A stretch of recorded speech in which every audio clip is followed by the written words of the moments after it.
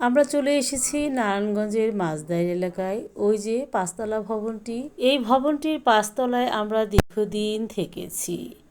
এই যে সামনে আলামিন মসজিদ, জলাবদ্ধতা তৈরি হয়েছে, সেজন্য ভ্যান গাড়িতে করে ছেলেদের তাদের প্রিয় বাসাটি দেখিয়ে নিয়ে গেলাম। তারপরে খুব কাছাকাছি, বাসা থেকে স্কুলের দূরত্ব খুব বেশি দূরে ছিল না, অ্যারিস ইন্টারন্যাশনাল স্কুল অ্যান্ড কলেজের গেটে চলে এসেছি।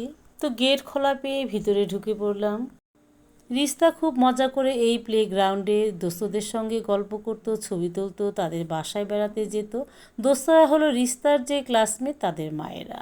তো আমরা ভিতরে ঢুকে গেলাম। এই যে সামনে প্লেগ্রাউন্ড, আর ওই যে কর্নারে প্লে এবং নার্সারির ক্লাসের দরজা দেখা যাচ্ছে। রিস্তা প্লে এবং নার্সারিতে পড়েছে, রাফিদ 1 পর্যন্ত পড়েছে। ছেলেবেলার স্কুল পরিদর্শন শেষে আমরা সাঁতারের উদ্দেশ্যে 5 নং লঞ্চঘাটের দিকে রওনা করলাম।